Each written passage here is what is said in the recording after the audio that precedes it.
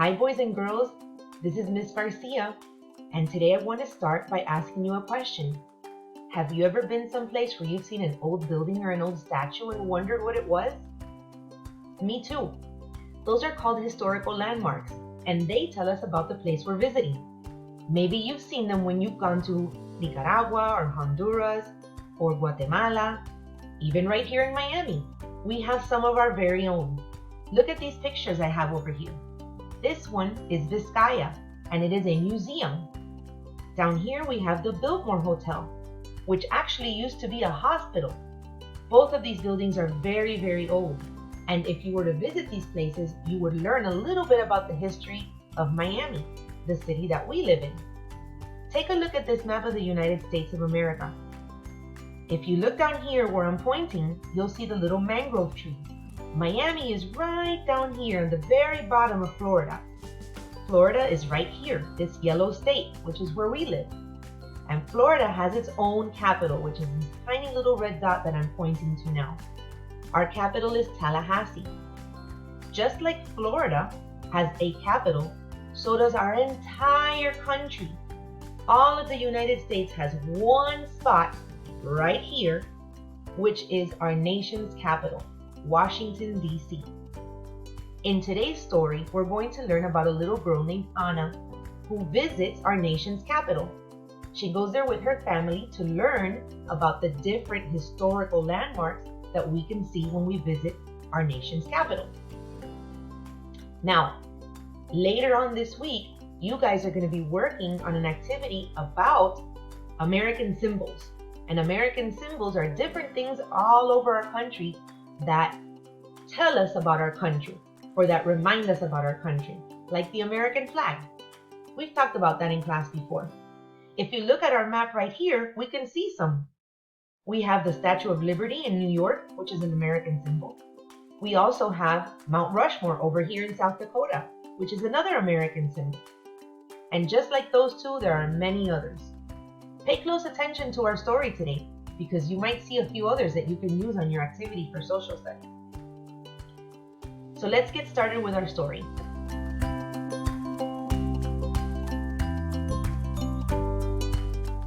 Anna Goes to Washington, D.C. by Renee Colato Lainez and illustrated by Angela Dominguez. Who remembers what the author does? Yeah, they write the story. What about the illustrator? If the author writes the story, what does the illustrator do? They draw the pictures. So here is our story. Let's begin. We are in Washington, D.C. It is the capital of the United States, said Anna to Mama and her little sister Sarah. Anna ran and hugged her tia Luisa and said, I cannot wait to visit the historic places. The next morning, Anna and Sarah were holding a large map. Look, Sarah, we will visit all these places. Tia Luisa and Mama waved American flags. They gave flags to Anna and Sarah. Anna opened the front door and said, Ready, set, let's go! This is the National Mall, Tia Luisa said. I don't see any stores, said Sarah. There are no stores here, Tia Luisa replied. Sarah turned around and said, I get it. Instead of stores, this mall has historic buildings. What is this tall building? Asked Anna. It looks like a giant number 1, Sarah said. This is the Washington Monument, Tia Luisa said. It was built to honor the first president or leader of the United States, George Washington. Mama opened her purse. Look, his face is on the dollar bill and the quarter, Anna cried. Who is this tall man sitting on a big chair? Anna asked. He is Abraham Lincoln, our 16th president. He ended slavery and helped keep the United States together, Tia Luisa said. He is also on the pennies that Sarah and I put inside our piggy bank, Anna said. Who lives in this beautiful house? Anna asked. The President of the United States lives in the White House, Tia Luisa said. Can we knock and say hello? Anna and Sarah asked. The President is a busy person, Tia Luisa said, but I have tickets to get inside. Yes, said everyone. This building is bigger than my whole school, Anna said. It is the Capitol building. They make laws here, Tia Luisa said. Are laws like school rules? Anna asked. Tia Luisa and Mama nodded. We need to follow rules or we will get in trouble, Anna said to Sarah. Look, there are also statues sitting on chairs here, Anna pointed at them. This is the Supreme Court, Tia Luisa said.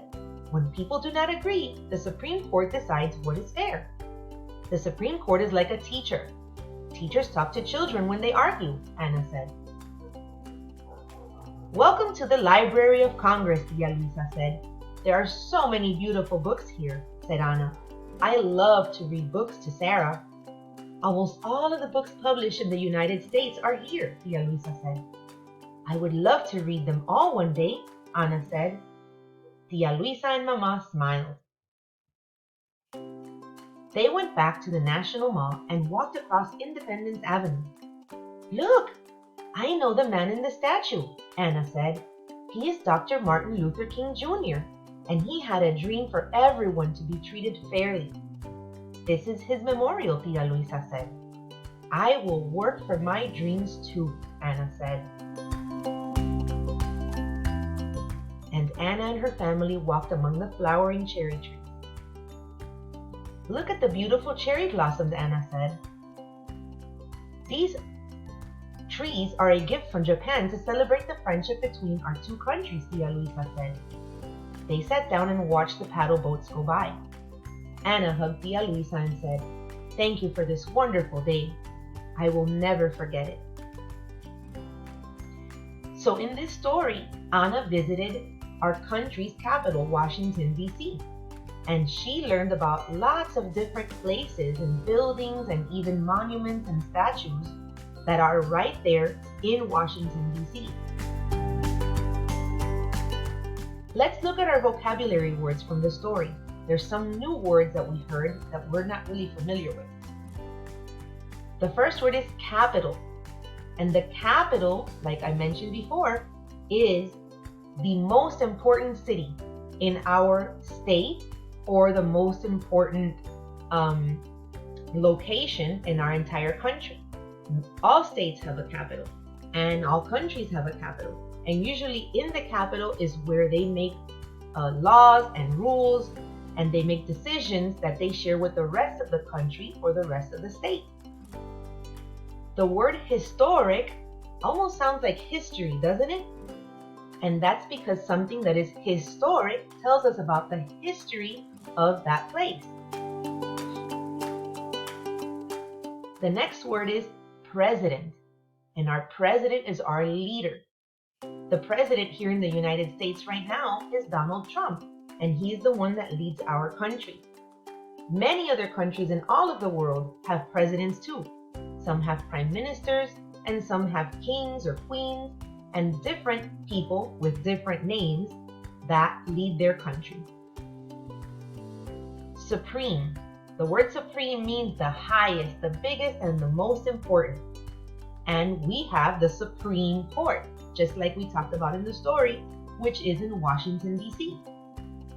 That is our highest court, where cases that go to other smaller courts in our state, like Florida down here, or in any of these other states, might end up in the Supreme Court if they can't make a decision in their state. The next word is memorial. And if you listen to the word memorial, it sounds like memory. And that's because things like this memorial right here, which is the war memorial, help us to remember something that happened in our history. This one here helps us to remember the war that happened in Iwo Jima and these soldiers who stood up this flag during that war. The next word we have is blossom, and blossoms. And this is a word that we have mentioned before in class. Lots of trees have flowers, and when the flowers open, what do? They blossom or bloom. The next word is paddle. If you look at this picture up here, we can see a paddle boat, which is what they talked about in the story. This man is with his children, and he's using his feet to push the pedals in the boat. Those pedals push little paddles that are underneath the boat and help the boat to move forward. So we paddle in the boat to help the boat move forward. Now, we have this picture over here too, which I meant to talk to you about when we talked about historic places. And this is a historic house. If you notice, this house has columns in the front and these big balconies. And this house looks very different to the houses that we live in now, doesn't it? It looks very old. That's because it was built a very, very long time ago. This house is actually called the Hermitage, and it is in Nashville, Tennessee. It was the house where our president, Andrew Jackson, our 7th president, lived a very, very long time ago. I actually went there this summer with my family, and when we went inside, we saw lots of really old furniture, and we even saw Andrew Jackson's shoes from such a long time ago. These historical locations and places have lots of information and artifacts or things that we can see and learn about to help us learn about our history and remember things that happened a long time ago. Now, the last word that I wrote down here with a little star is obelisk. And that's not a vocabulary word that was in our story, but it is something that was in our story that I wanted to talk to you about a little bit more.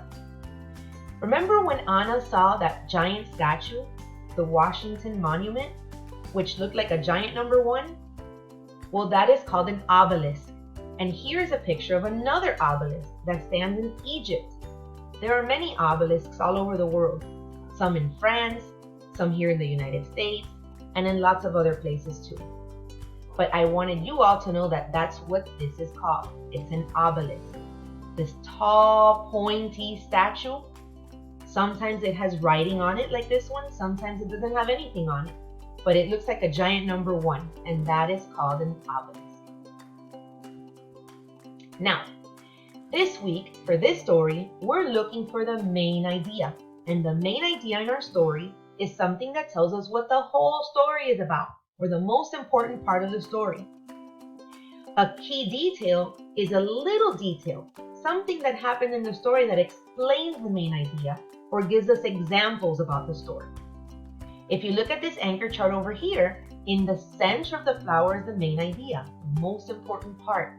That holds all the petals together. The petals are the little details. And this is an example of how the main idea tells about the whole story and how each little detail tells us about the main idea right in the middle. Now, the main idea in our story this week was that Anna goes to Washington, D.C. and learns about American symbols and American history. One of the key details in this story would be that Anna noticed that Abraham Lincoln is the president on the penny. This was something that happened in the story, right? Yes, and it tells us that Anna is learning about the history of our country by visiting Washington, D.C. What other detail can you find from the story? In your activity for today, you're going to need to find your own key detail from the story, and you can go back in the video, you can rewind this video and go back and look at the pictures in the book. Find a picture that you liked. Maybe your favorite was when Anna was walking among the cherry blossom trees at the end. Or maybe you liked when they visited one of the other buildings in Washington, D.C. You can choose whichever detail you like and draw a picture right on your paper. I want you to take a blank sheet of paper and write your name at the top, write your date, write the name of our story, Anna Goes to Washington, D.C., and then label your paper, key detail, because that's what you're going to draw and what you're going to write. Then in the space on the paper, draw your picture. And I know that you might not be able to spell all the words, but I want you to write at least something down here about the picture you drew. So, for example, if you drew Anna walking among the cherry blossom trees, you can say, Anna saw the cherry blossoms from Japan. Don't worry about how the spelling looks. Try your best. Whatever you write is just right for me. And that's it for our lesson for today. Remember, we'll be doing something in social studies later this week where you will have to choose one of the American symbols. You'll be watching a different video that I'm sending you, but you can also use this story to find some American symbols that you learned about today and draw one of those for your next assignment. You can press pause right now if you'd like to take a look at this activity. And if you're all done, then I hope you have a great day. Bye, boys and girls.